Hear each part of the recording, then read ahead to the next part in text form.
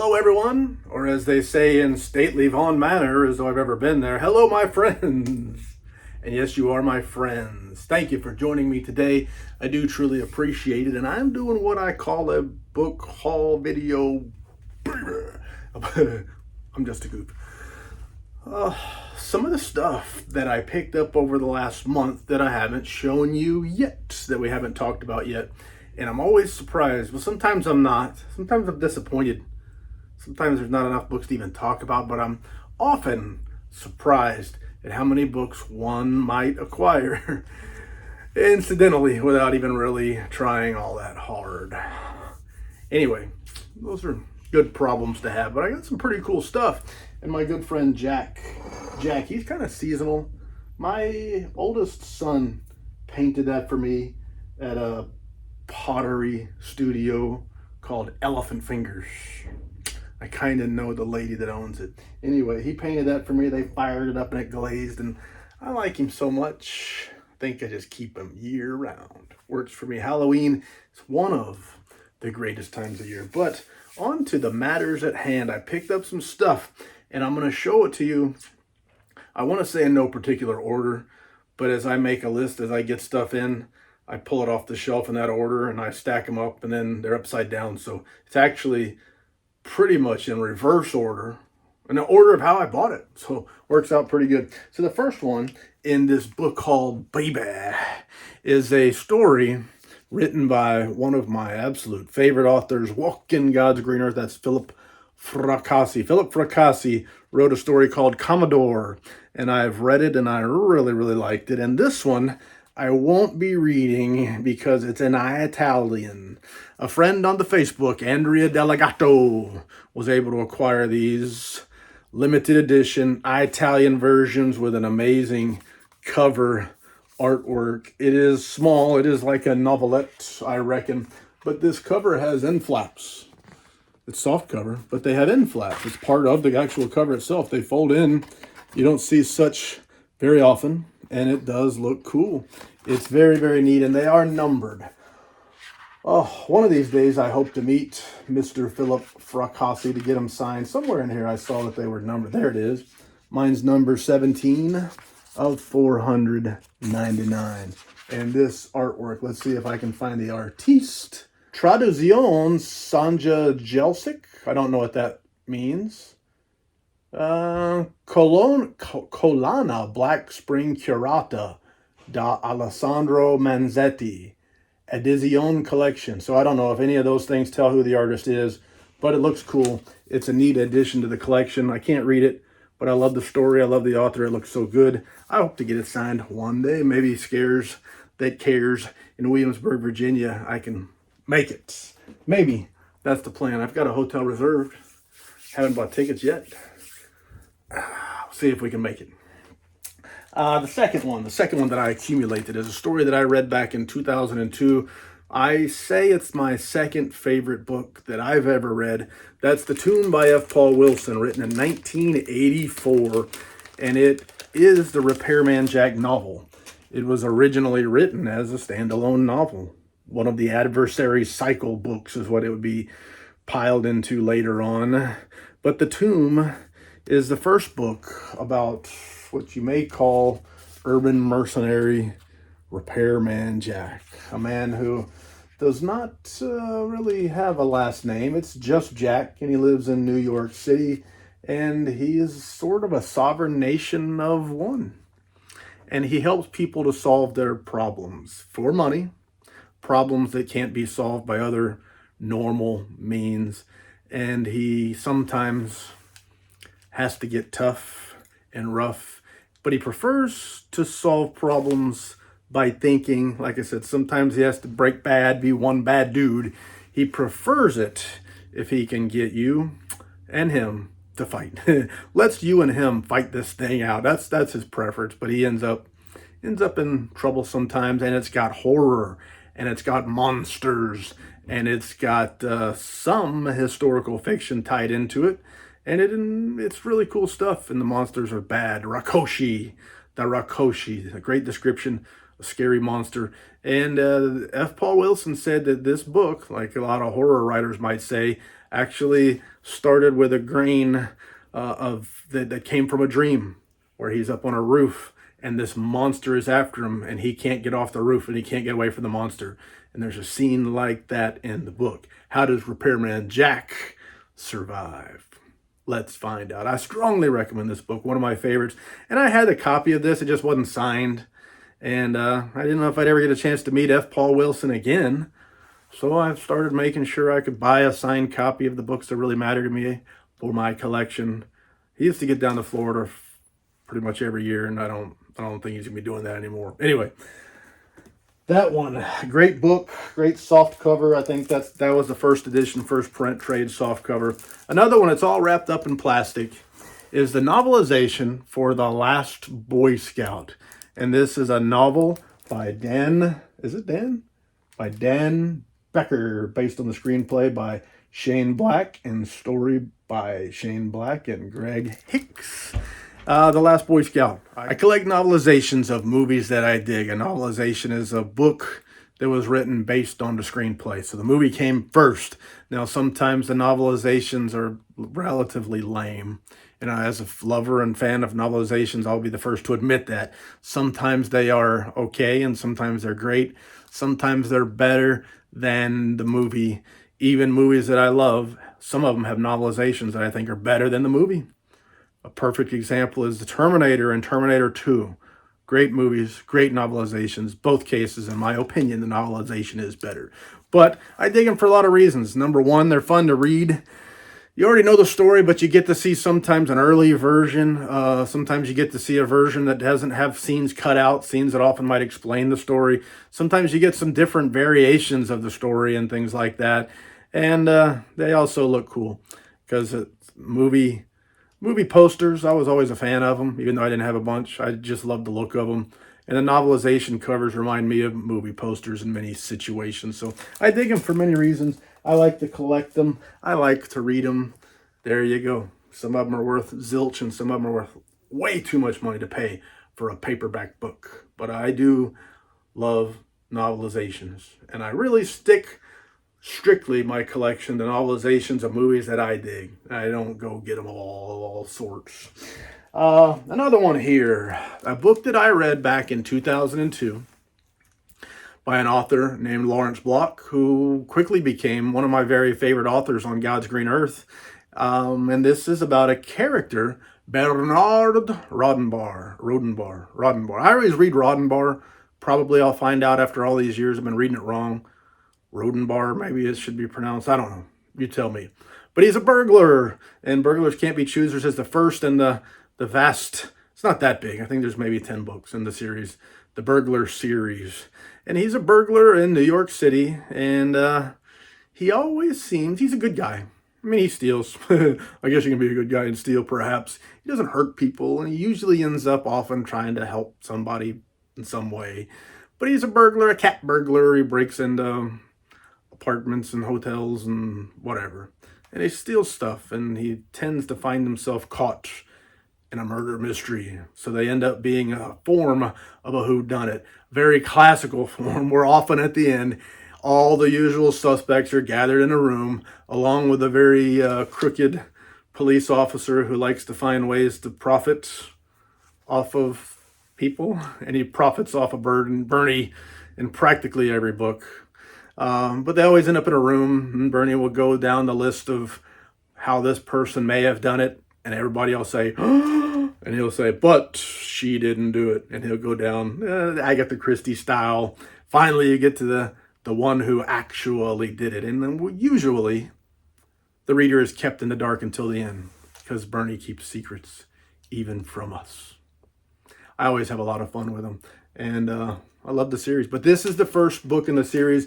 This is a limited edition version. So it's published by Random House, and it's a trade edition hardcover. But they also did, I think it was 1,000. They did, what do they do? 1,000 copies with this book plate, or paste in on this page here. And they're numbered, and they're signed by the author. And I already had one. This was when I became a book collector. there were two books that I had to have. It was the first edition, signed limited edition of The Tomb, which I just showed you the paperback by Whispers Press. And then there was this one, this limited edition version. Those were the two books that for me, I did not have a book collection until I had those two books on the shelf. That's just me. Most of the world don't give up about either book. But anyway, one of my favorite books. I do love it. And I had a chance to get another copy. This one's slightly nicer than the original one that I had, slightly. And it was cheap, like 27 bucks I think I paid to get it home. So I bought it. And you know what? Decided just to keep two on the shelf. That's the way I roll. Anyway, that's, I know, eye rolls. Everybody, eye roll. That's the way I roll. You give me an eye roll. There we go. Next up, I talked about movie novelizations and gave you the rundown. Well, this is a movie that the whole world didn't really dig, but I did. I love Danny Glover in this film. I love the urban setting and that rough, gritty, bloody, near future world that they had created in Los Angeles. I think it was Los Angeles. I'm a big fan of Danny Glover, and he was still in his action hero demographic. He was still young enough and looked good enough and able to move well enough to be an action hero in his Lethal Weapon years. But I really liked the movie, even though it was very different than the first one. And the novelization was one that I had to have, but they always seem to be hard to get. People pay way too much money for this book.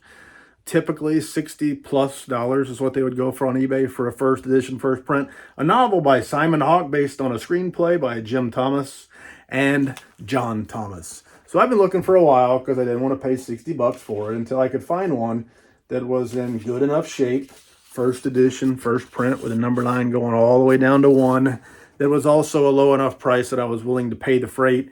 And so the spine, it's not perfect, but it's not all deformed. It's got little creases, cracks in there from being read. Good enough for me. Good enough for me. The cover looks good. Not all busted up, ripped up, and stuff like that. So Predator 2, I dig the movie. Haven't read the book, but I got the book on the shelf. Next one, and I said these are in order of really how I got them.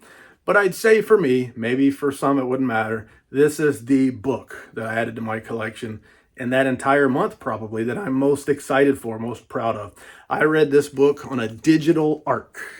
And you can see this, this is available March of 2025, not for sale. It's advanced review copy, soft cover. So I read the digital arc. I did a review on here. I loved it. I think it was my top 3 book that I read in 2024 of the 60-ish books that I read. This one was, I think I put it at 3, and it was almost right there. I mean, I kind of back and forth between this one and another one. But I love this book. It's Philip Fracassi, who has started off a career in sort of a horror-ish genre with some supernatural stuff involved. And this is pure science fiction. The third rule of time travel, or TIM 3 travel. He named it after me. You know, me and Dale Earnhardt after us. So thank you, Philip. I appreciate it. It doesn't go unnoticed. It doesn't go unappreciated. But this is pure science fiction, and it's time travel, obviously, but it ain't your grandfather's time travel. There's no DeLorean in here. There's no machine. There's no machine with a big whirly thing on the back that I sit in with little jewelry knob that I control what year I go to and all that stuff. No H.G. Wells either. Very, very different, but very, very good. And there's characters in here that I love. The story in here that I love. Very, very excellent book. I recommend it to anyone. I recommended it to my wife. She actually read it too. I liked it also. So the third rule of time travel. This is an ARC. I really wanted an ARC advanced review copy. They don't make many of them, and I didn't get one. So for a while, I kind of was keeping an eye out, ready to buy one if somebody decided to unload it.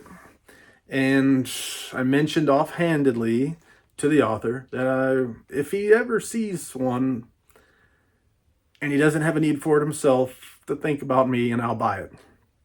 And he pulled some strings, and a guy, man with 4 names, Stephen Dwayne Allison Jr. Esquire the 4th, debonair, gigolo. He hooked me up. He said, yeah, I got one. I have one laying around here somewhere. Send me some dough for freight, and I'll send it your way. So I got a package from Stephen Dwayne Allison Jr., Esquire, Gigolo Debonair in the mail, and it did not have this book in it. It had some other book I'd never heard of. And I said, hey, I got this book. Never heard of it. Was this meant for somebody else? And it turns out he was supposed to be sending a book to Philip Fracassi himself. So I sent the book to Philip. Philip sent me this book. Took a long way around and waited a long time, but I did get it. And nice enough, the author, one of my favorite authors on God's Green Earth, also signed and lined it for me. So signed by Philip Fracassi, advanced reader copy. There's this book's going to be published in a limited edition form by Fantasia Press. In the last couple of days, it's gone up for sale. Buy it. They do great stuff. Signed and limited edition, and it's a great book. Strong recommendation on my end to your end. Other ones. Another one of my very favorite authors, an author that I've stumbled upon in the last few years, just like Philip Fracassi, is Blake Crouch. I loved Dark Matter. I loved Recursion. I loved the Wayward Pines trilogy, and I've read nothing else from the author. I think that's 5 books I've read now. All great. And this is a reprint of an earlier novel called Famous. And I got this from Waterstones. It's published by Macmillan. Waterstones was selling signed copies in the UK. So I ordered the book, and here it arose. Not a whole lot of special aspects to it, other than it's the UK reprint hardcover. And this one is signed and dated June 12th, 2024. Works for me. So it's I collect things. Getting signed books in the collection. Signed is always better. Happy to have it. Have not read Famous, but the 5 Blake Crouch books that I've read have been fantabulous. Now, these things are all mixed up. So they're not in any bunch, bundles, groups, anything like that. But I mentioned novelizations, did I? Did I mention novelizations occasionally still, even though it was bigger more in the 80s, I think. Novelizations were an additional way to help make money off of movies. Nowadays, you buy the DVD, you stream the movie, you can buy it online, you can all sorts of ways to make money off of movies. But occasionally they still will. And Tim Wagner did a novelization, and this one's a little bit larger. This is more of a trade-sized paperback of Terrifier 2. Interestingly enough, there is no novelization for Terrifier. But Terrifier 2, and there will be one for Terrifier 3, I do understand, by Tim Wagner as well. This is a slasher movie, and I like horror, and I like slashers. This is the type of a slasher movie that you may not want your children to see. You may not want to see it yourself, because there are some gruesome, grotesque scenes. And they're done so over the top that they're relatively unbelievable. So I think it may be too much for some. And then others like me, it may be so over the top that it's unrealistic and unbelievable, so it's not quite as disturbing as it might be if it was believable. But anyway, Terrifier, you have Art the Clown. He kills, and there's some new elements introduced in the movie that there weren't in the first one. Some supernatural stuff, and I liked it. I liked Terrifier 2. And I like Terrifier 3. I liked them. I kind of don't want to admit that too much, but I liked them. They're fun. And so I bought this novelization. And I got that one on Amazon. Got that one on the Amazon. And just like practically every book you ever buy from the Amazon, it ain't going to come in perfect. It's not going to be unscathed. And that one was no different. Next one up. Noir. I love noir. I love detective. I love all that kind of stuff. And upon recommendation from one of my friends on the YouTube, I posted a book about noir, and this person recommended that I check out Stout, Nero, Wolfe. So, of course, try to find the beginning, and I stumbled into a book called Fer-De-Lance. Fer-De-Lance. It's a deadly snake that I learned about years ago when my son watching a video about a Costa Rican tourist. They got bit by the snake, and it was no good. No good at all. But anyway, Rex Stout's Nero, Wolfe. From what I read, these books can all be read in any order. Doesn't matter at all. It's written that way. But I read Fer-De-Lance, and I really liked it. I liked it enough that I decided to get something nicer. So Franklin Library published it, and they have 2 editions. There's one fancy leather-bound edition that I'm still trying to get. And then there's this one, which is It looks better than some of their older cheap versions where it doesn't look like a cheap paper cover. It kind of has a leathery texture to it. I don't think it is leather, and it's not as nice as the leather-bound stuff that I've gotten from Franklin Library, although the texture is so much better than the cheaper paper versions that I've gotten. But it's got the gold gilding on the page edges. It doesn't have the built-in ribbon page marker, which I think the leather deluxe versions do. It is a Smith's own binding. Let me make sure I'm seeing what I'm saying. It is a Smith's own binding. It's good stuff. It's good stuff. It's a very readable text, font, and paper page color and such as that. But it looks good. It looks, it's not as good as the fancy leather stuff that I've gotten from them in the past, but it looks good and the price is right for them. So I wanted to get a copy of this.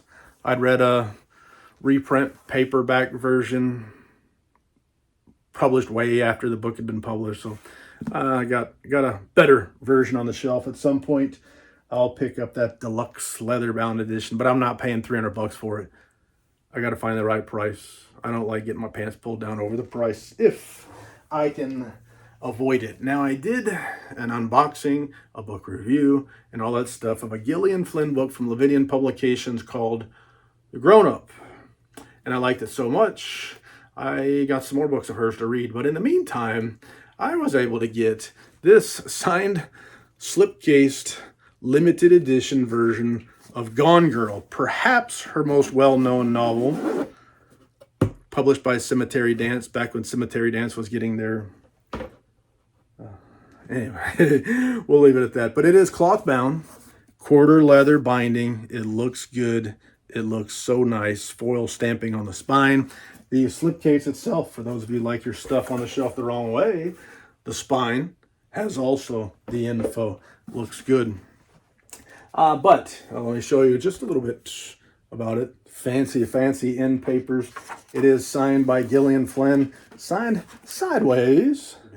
This signed special edition is limited to 948 numbered copies. It is individually numbered. Number 296, you can see it there. 296 of 948 numbered copies. Now flipping through, it is oversized. It is big, a big book, which does create problems if your shelves aren't tall enough for them. Sometimes it creates problems. I have to put these tall books on particular shelves. No interior illustrations, no real artwork of any kind. The book itself is nice. It's high quality. It's signed in limited edition. And therefore, I got it. And Gillian Flynn won me over with probably her least popular writing. So I can only imagine how good the more popular stuff would be. Wouldn't it be weird if I liked her least popular, but not her more popular stuff? Wouldn't be the first time. Down to the end. We got a few more left. There was an author back in probably the year 2000 that I stumbled upon. My mom used to send me books. I'd moved away to Kansas City, and occasionally my mom would send me books from Florida. Books that she'd read and purging, or books that she had gotten and she didn't want to read them. Things like that. So sometimes I get boxes of books where there are a couple of books in there by Clive Cussler. Ever hear of him? He wrote a series, a Dirk Pitt series, where this guy worked for an underwater research, but he was always getting into adventures. He was ex-military. He was always getting into adventures and fun and drama and neat stuff. And these were the first two that I'd read, Deep Six and Vixen 03. And Deep Six still is my favorite of the series. But I never had any signed books by Clive Cussler. And the author has since passed away. So I decided, when I can find first edition, first print hardcover copies that are signed, and this one has a nice Clive Cussler signature on it, and it is a first print copy. If I can find them at a price that I can live with, I'll start adding them to the collection. And so here we are. I've gotten a couple at prices that I could live with. Vixen 03, Vixen 03, and my favorite of all the ones that I read. I probably read 10 of the books. I haven't read them all. I just a round number, throw it out there, 10 books I've read. Deep Six was my favorite that I've read. It's got a scene in there where they're using a Confederate steamboat going up the river, getting ready to go against military vessels. and I could just see it in a movie. This laughing stock of an attempt by Dirk Pitt, but he always had a surprise up his sleeve. In a Confederate steamboat from a museum going up against modern military vessels in a head-on-head battle seemed funny, but it was a great climactic high spot in the movie, or in the book. They haven't made a movie. They did make a movie, Sahara, loosely based on the book Sahara. The book was much better. The movie was okay. Down to the last one, and no particular order, but this one came in the mail just the other day. I ordered from Earthling Publications their modern classics of a couple of books, and I showed you one of them already, and the one that isn't out yet is right here, Ronald Malfi's Come With Me. Come With Me. And I wanted to get it read. I wanted to read a copy of it before those limited edition signed slipcase books show up in the mailbox. I wanted to be able to show the book off, having read it, being able to say, I loved it, I didn't love it, it's okay, I hated it, I didn't hate it, but it wasn't that good, whatever. I wanted to be able to say what I thought about the book when I did. So I bought this one. I like to buy cheap reader copies. So this one can go on a bag, can go on the backseat of the truck, it can go under the arm when you're carrying heavy stuff. You can read it outside by the pool. You can open that thing up and not really worry about whether my hands are clean or sweaty or any of that stuff. To me, that's an enjoyable reading experience. And I got to get this one read, a book on the Books What Gots to Be Read list.